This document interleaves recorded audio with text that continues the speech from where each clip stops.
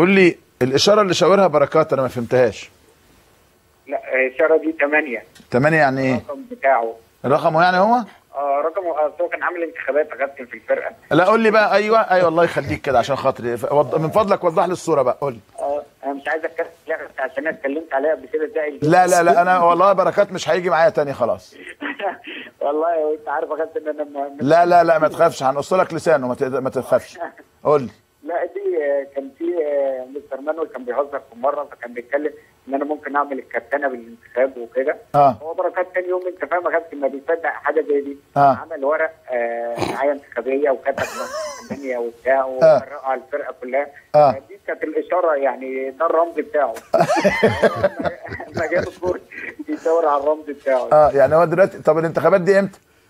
لا ما خلاص اتأجلت يا كابتن. يعني بقول لك يا سيد، الدستور الاول ولا الانتخابات؟ عندنا في الفرقه الدستور يا كابتن. الدستور يعني خلاص، يعني في النادي الاهلي الدستور اولا. الدستور اولا. وبركات كده عمره ما هيبقى رئيسا لفريق النادي الاهلي؟ لا ما ينفعش يا كابتن. ما ينفعش. لا صعب جدا. هاتوا لنا بركات يا جماعه. لا يا كابتن. خايف منه.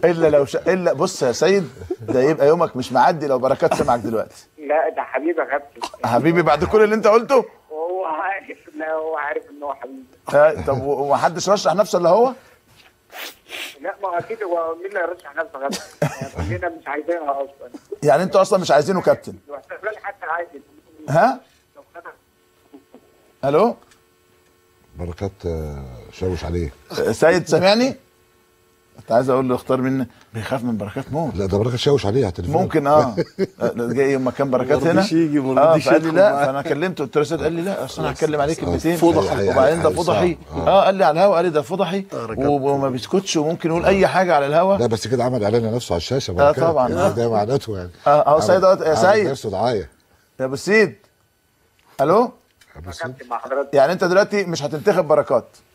لا هنتخبه اكيد، هنتخبه رجع تكلمني اكيد هو معاك وهنتخبه ان شاء الله. بص شفت جده كسب ود بركات. بيقول لك اكيد بركات معاك اكيد عشان كده هنتخبه. لا والله ما معايا يا سيد، ما تخافش والله. ما تخافش يا سيد، ما تخافش يا سيد، مش معايا والله.